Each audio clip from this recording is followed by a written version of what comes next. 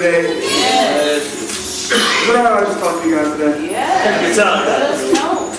If you would go with me to the book of Daniel, chapter 1, the first verse. We're going to go over some things.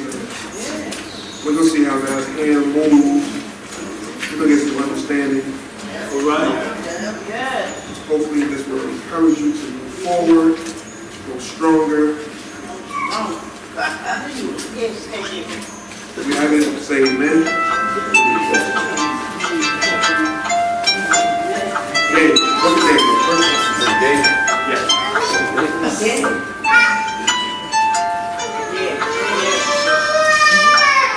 Daniel, the first chapter, the first verse, and it reads, "In the 3rd year of the reign of Jehoiakim, king of Judah, came Nebuchadnezzar, king of Babylon, unto Jerusalem, and received it. And the Lord gave Jehoiakim, king of Judah, into his hand with part of the vessels of the house of God, which he carried into the land of Shinar, to the house of his God. And he brought the vessels into the treasure house of his God. And the king spake unto Ashpenaz, the master of the eunuchs, that he should bring certain of the children of Israel and of the king's seed and of the princes, children in whom was no blemish, but well favored, and skillful in all wisdom, and cunning in knowledge and understanding, science, and such as had ability in them to stand in the king's palace, to whom they might teach the learning in the tongue of the Chaldeans. And the king appointed them daily provisions of the king's meat and of wine, which he drank, so nourishing them 3 years, that at the end thereof they might stand before the king." And we're going to cut our prayer. Amen. Amen. So you're looking for, you may say at this time, if you're looking for a title, you can write down as what has happened to our story. All right. What happened to Now, before I continue on, I want to clear up something, because there's some people who say there's a discrepancy in the Bible, because this says in the 3rd year of the reign of King Jehoiakim, and in Jeremiah it says in the 2nd year. Now, that's a misunderstanding of translation, because, first of all, this was written after this all happened, where Jeremiah was written during it happened. And so with this, with Daniel, we have a person who was writing everything afterwards, and who was writing it in a different language than what was originally given to us. And so when you read this and you say, oh, there's a discrepancy, it's not a discrepancy, it's not an issue. It's more of understanding that the Chaldeans and people in Babylon use a different system than the Jews did. Amen? So there's not a discrepancy, that's just something to be mindful of when you read. Amen? Okay. And so now as we go on, we see that the king had asked for certain people to come. He did. People with ability, people with skills, people with talents, people who would be a benefit to the kingdom of Babylon. And in the church nowadays, what's happening is God is still looking for people with talent, skills, and abilities. Right. But the problem that we are facing is that we don't like it to do it. We don't want to do it because we feel like we are in captivity. But if you pay attention, they were asked to come forth. These special people were asked to come forth while they were in captivity. Right. And so for a lot of us, when we keep talking about what we don't have, what we don't do, what we can't do, where well, my financials look like this, and I got a busted car, and I have all these different things that don't seem to be what God wants for me to move forward. God ain't worried about that. Come on! He's worried about, are you willing to go? Yes. Think well. And so when we go to verse 6, it says, "Now among them there were the children of Judah, Daniel, Hananiah, Mishael, and Azariah, unto whom the prince of the eunuchs gave names. For he gave unto Daniel the name Belteshazzar, and to Hananiah of Shadrach, and to Mishael, Meshach, and of Azariah, Abednego." Now, one of the things that happens to us is that over time, we have let the world begin to shift our names a little bit. Begin to shift things within us a little bit. And so, now, while you still have the same name you grew up with, some things about us have changed now. Now, how we behave, how we see the world is a little bit differently. You want further proof? The favorite scripture that the world has to quote to us is the one about love. Love is patient, love is kind. Come on. And then they don't even realize it, so they start adding songs, the words from songs. Love is felt, most of it is genuine. That's Hezekiah Walker, not Hezekiah. and they begin to do that, and we begin to look at it and go, well, love is patient, love is kind. So that has become our only definition of what love is. But then when you look in the Bible, love is a little bit different. Come on. Love dictates that sometimes you got to put some people in their place. Come on. Love dictates that sometimes you have to tell somebody something that's really hard for you to say, because you really don't want to hurt their feelings, and you understand that they're struggling. If you don't believe me, you can go and look in Matthew, and Jesus was talking to some people, and he was telling them that if you have an argument with your brothers, come on. And in this case, argument, like you see that they're doing something wrong, you go to them. Say well. Once. Yes. You go to them, and you see what's going on with them. And then he said, if they still keep it up, this time you bring some witnesses with you. And you go to them. And you talk to them. And you see what's going on. Then he said it, if they keep doing it the third time, you get the church involved. Yes. Word, you get the church involved. Word. Now at this point, most of us are like, well, that's too much. I don't want to embarrass them. Right. I don't want them to feel bad. I don't want them to feel like, I'm putting them on front street. I just don't want to see them be hurt. But the more you keep quiet, the more you hurt them. And then finally, you have you bring them to the church bishop, and they keep it up. You treat them as a heathen. Come on. That's right. Is that not love? You gave them a million chances to get it together. Yeah. You told them, hey, Well. don't do it. You got the whole church involved to encourage you to keep going. Yeah. Don't do it. Yes. And yet still, we say, well, that's not love. That's a little harsh. That's what world's thinking. That's not how I'm thinking. Say that. But what's happened is, nowadays, the word has crept in so quietly and so cunningly and so sharply and saying, hey, don't do that. Yes. You say that, they're all going to go away. You say that, they ain't going to come back anymore. You say that, you ain't got no members. But guess what? I'd rather not have any members. Come on.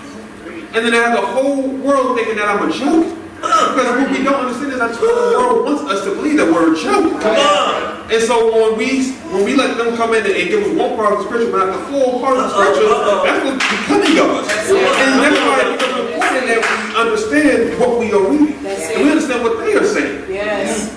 Amen?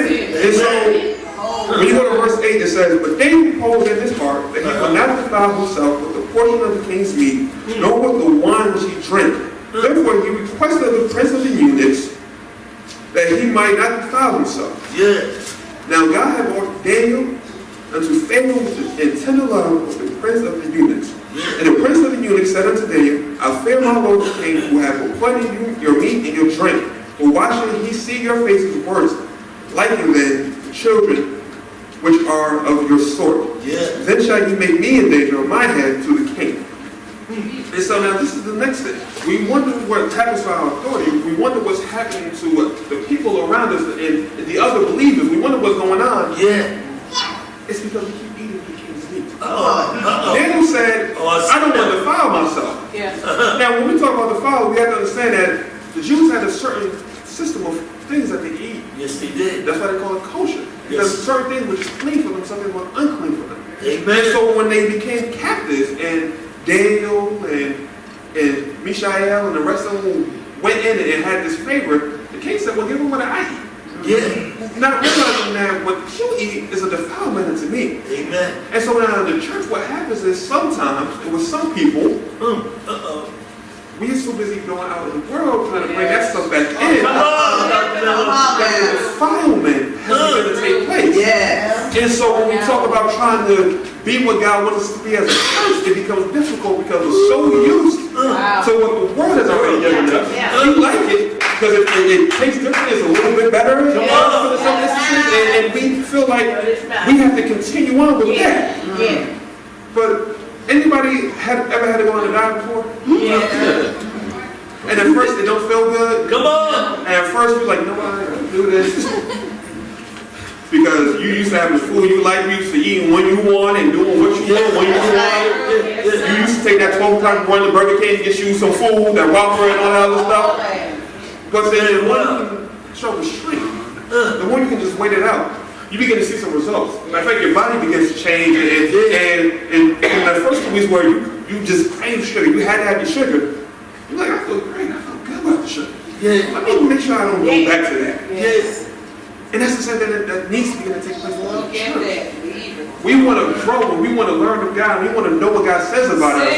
But we got to put some of that stuff to the side. Yes. And know what we need to eat. That's What we need to eat is this. Yes. But we spend 2 to 3 hours watching reality TV, spend 2 or 3 hours on the video games, spend 2 or 3 hours doing everything else. But we want to spend 5 minutes into this. Wow. Yes, yes. And we want to wonder what's happening. We want to know why young people don't want to come to church sometimes. Come on, speak it well. But we're not giving them this. Yes. What we're giving them is everything else. Thank you, Lord. And the thing is, as people get older and start growing up, they taste shame for what we do. And we still assume that they're still the same 5-year-old. Come on. We want to give them their space, but we still try to deal with them and say, well, I know he liked this. Right. You know, it's funny, my family was just here last week.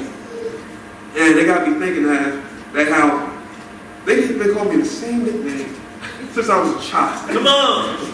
I am a grown man now. And I still have the same nickname as a child.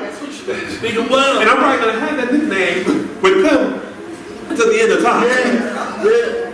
But that's how we do ourselves within God. That's how we do it when we find young people within God. We instead of trying to grow them up and let them become, Come on, say it. we still keep dealing with them as their children. Yes. And so we'll tell the pastor, on this Sunday, play this music because I really get involved. No, we won't. Come on. No, we won't. Say, talk about this over here. That's what they really want to hear about. No, they don't. I can't tell you how many people my age, 29, 28, 30, that keep saying when I go talk to them, well, I don't go to church because they don't teach me nothing. They say, I don't go to church because they keep trying to pander to me. I don't want to be pandered to.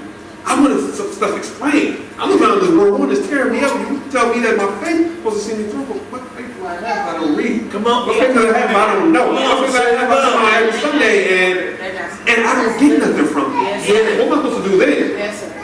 And so there's this struggle and this idea that we have to keep eating the king's meat. Now the problem with the king's meat too is that because even if it's clean, it's not the Father. Come on. The king feeds you what he likes. Yes. So the world will feed you what you like, what he like. And even if it's not a bad taste, it's still what he likes. So he sets it up to maintain his order. See? So if he like it salty, guess what happens? Salt. You eat it salty. Yeah. If he like it a certain way, if you like it without your favorite sauce, guess what? You eat your steak because your favorite everyone's steak sauce. Yeah. And that's just what it is because he has dictated. That's what the world has done to us. They have begun to dictate. Yeah. And even though it's not bad, and even though it's still kind of kosher, Come on. they prepare the way they want to prepare. That's right. And so that's why you have people now scared to talk about sin. If I say fornicating is wrong, people get upset. Come on. But I mean, personally, I don't care. The Bible writes all by itself. You gotta deal with it how you feel. But and I'm talking about fornication. They say, "Oh, that's harsh." That's harsh now. No, we know we need to come up. We know we need to come up. Don't talk about it. Be about it. Amen. Amen. Amen. And so we get to 11. It says, "Then said Daniel to Melchizedek, whom the prince of the eunuchs had set over Daniel, Hananiah, Mishael, and Azariah, prove thy servants, I beseech thee, 10 days, and let them give us pulse to eat and water to drink. To let our countenance be looked upon before thee, the countenance of the children that eat of the portion of the king's meat, and as thou seest, there with thy servants." Now, when we talk about where has our authority, where is our authority? It's in us being cunning. It's in us knowing the word and knowing how to apply it. See, what Daniel did here, Daniel was like, look, I know you're worried, I know you're scared. Just do me this out. Give me 10 days of eating what we know is good for us to eat. 10 days of fruits, vegetables, water. And if it don't look like we look better, then okay, fine, we'll do it. And what Daniel knew was that the food that he was about to eat was going to be far more better for him than what the enemy was trying to get him to eat. Yes. And so he said, just try me. And what happens with us a lot of times now is we don't try God. And I don't mean try like to challenge his authority and like he ain't got. I mean to try him to actually say when it says taste and see. Yeah. We don't taste at all. What we say now is, well, it is what it is. You know, we have this power in this and this ability, but what happens is a lot of times we kind of stuck. If somebody in the congregation died, and Bishop called and said, you know what? God told me that we need to pray for him until he comes back. There are going to be people who say, he's dead. He's just dead. Come on. Let him be. Yes. Not knowing that, not realizing that we still have the same power that brought us back to life. Come on. That's what we have. Yes. But what we do, a lot of them sit on it. We go, oh, well, that was in the Bible, that was back then. Speak a word. And we can't really do it because what God has set up for us ain't the same way He set up for them. Yes, it is. But it's according to your faith. If your faith is sitting there and it's even smaller than a mustard seed, then of course not. Of course you're going to be like that. And of course when you come to pray, you're going to hinder the rest of us who believe that He can come back from the dead, and it's not going to pass. We have to understand that our faith is stronger than anything. That we have authority over the earth. Yeah, Lord. You don't think we have authority? Come on. Go back and look at Adam. God gave Adam authority, and Adam has to name every single animal that walked past. The trees, the fruit, everything. Because that was His authority. And here we got kicked out the Garden of Eden, but guess what? Our authority still persists. Our authority still goes. And what's so crazy about it, sometimes the authority that we have, the world fully understands it. And so what they begun to do to us is, well, you don't really got authority. They're going to tell you the opposite, so that we will keep going and be like, you know what? You don't have to do that. Because that's not your authority. You don't have that wrong. You don't have that power. And so we begin to believe it. And now that we believe it, we got people all over the church saying, we can't do that. If we need to build another building, bigger to meet the needs of the people, so many of us will go, we can't do that. Come on. We got this building right here. We have to make it work for what we got.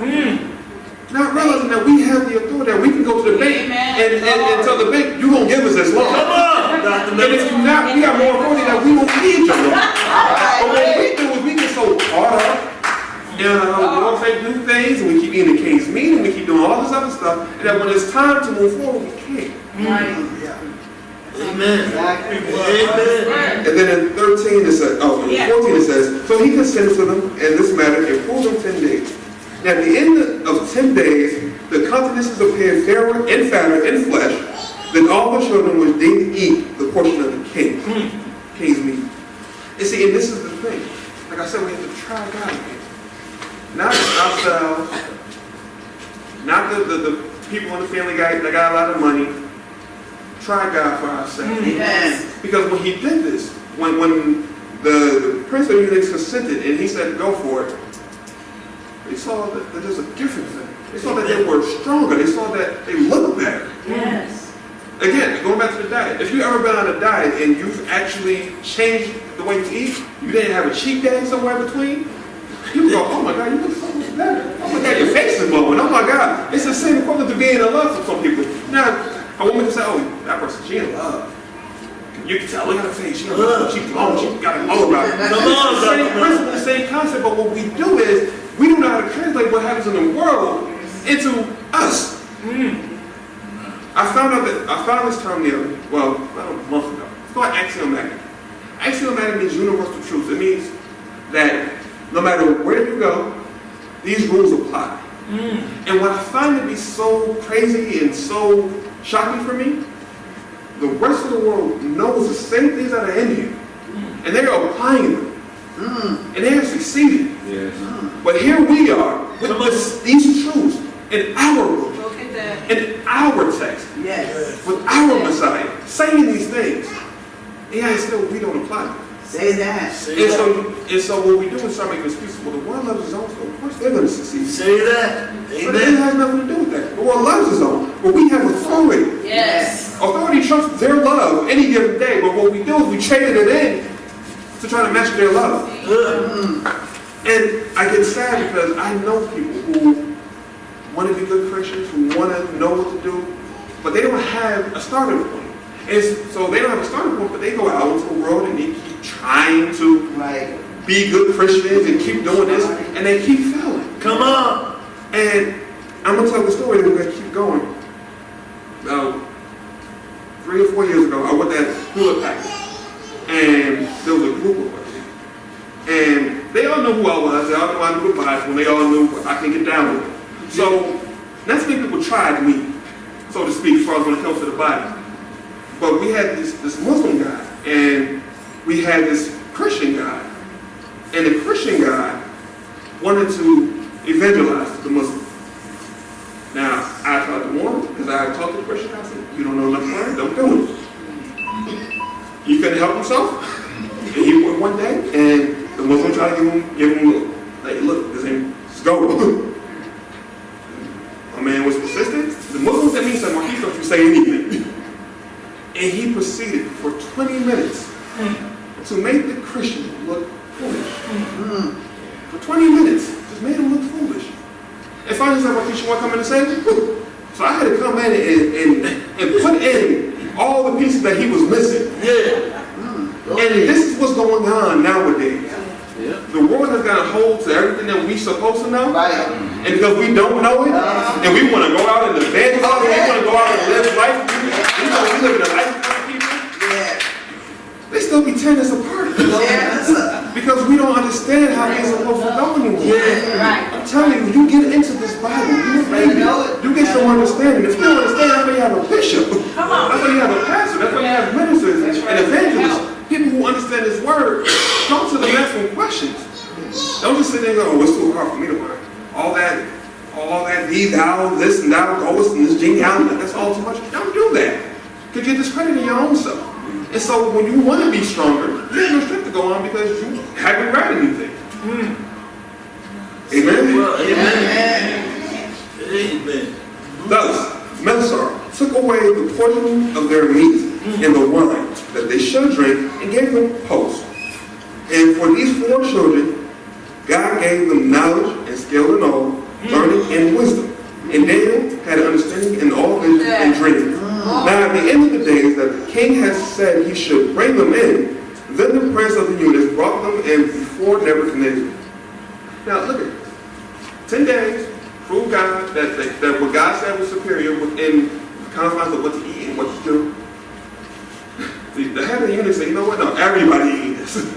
Everybody gonna eat some of this. Because he got to see firsthand what God's power looked like. He got to see firsthand what the understanding of following God's rules looked like.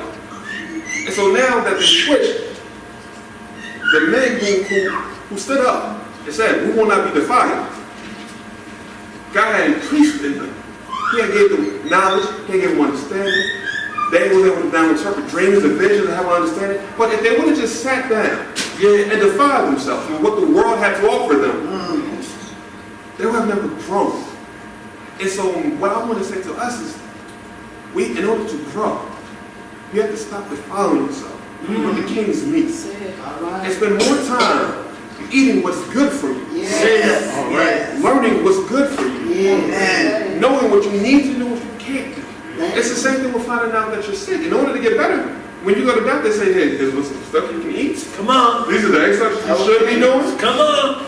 And if you don't do it, you're going to feel worse. But if you do it, you're going to feel a little better. And as time goes on, that thing that was ailing you won't be an issue anymore. But as long as you keep saying, well, I don't need to go. I don't need to read. I don't need to look nowhere. I can spend all the time watching TV. I'm good to go. You're always going to be in the same predicament. They said the definition of insanity is doing the same thing over and over and over and expecting the same results. Some of us have been Christians for years. Some of us have been saved for years. But we keep doing the same thing over and over and over. And so when people begin to grow and shift and things begin to change and this one over here gets blessed and that one over here gets blessed, we go, well, what about me, God? Well, what about you? You had to put in some work, but yes, still, you thought that what you got us in there was enough. You thought that, you sit around and talk about the word, from what you knew was enough, instead of going and learning more.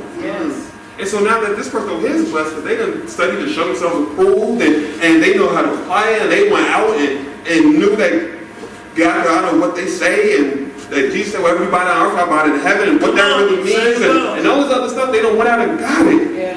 And now, you sitting there like, well, what about me?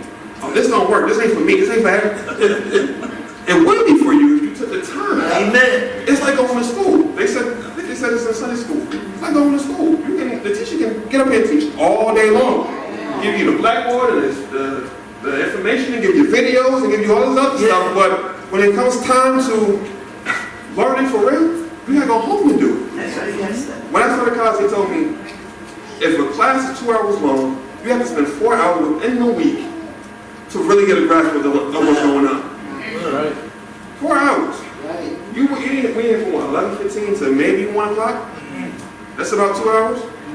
How many hours a day you spend at home learning? Come on. Because what God, and I know to some people it sounds like a little harsh or a little in between, But the reason it's not what God is ready to do is He's ready to open things back up for us.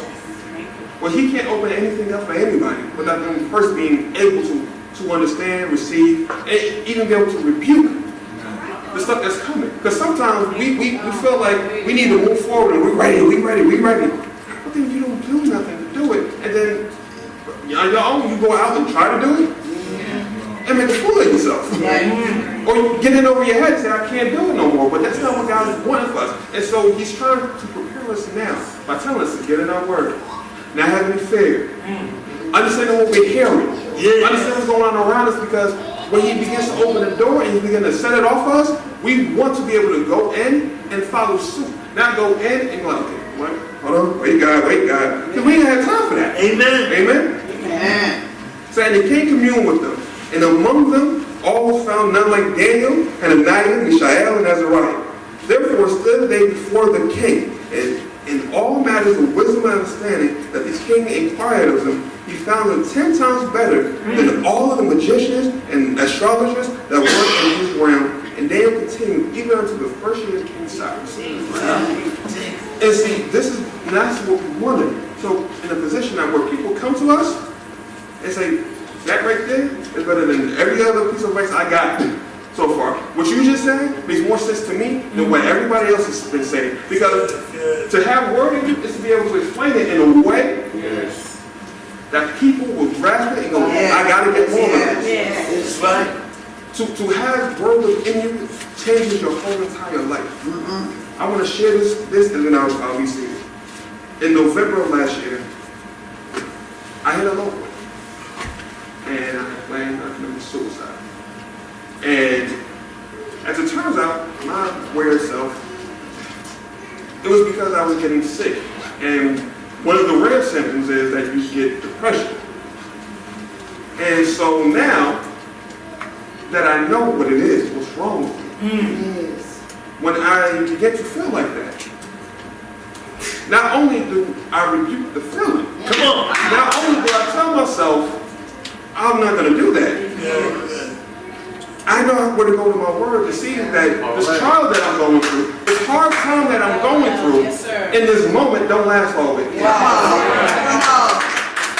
I know what the Bible says about it. I know that I am the head and not the tail. I know that what the Holy Spirit says about it. So even if I have a moment, an hour or two, or a full day, where I feel like I am the lowest of the low, I don't have to go with what I feel. And so I can sit around and be sad for myself for a while, or I can use this to encourage myself.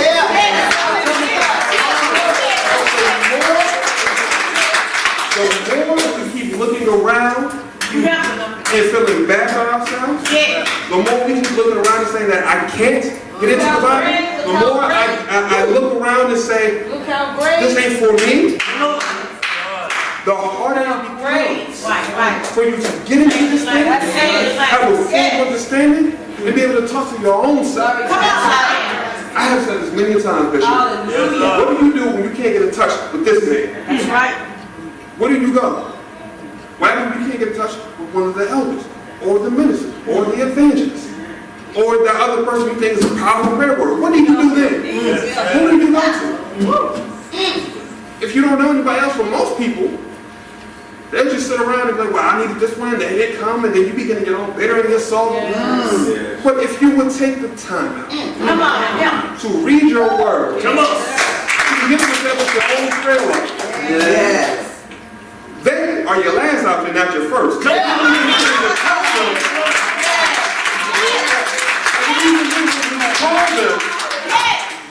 What you ask for in prayer is to touch and agree, not for them to go behind to God to fix it for you. All you need is a touching and agreeing, because you now have something inside of you that says, I'm capable. That's right. I am strong. And in a world that keeps trying to tell us that in order to be strong, you have to look a certain way.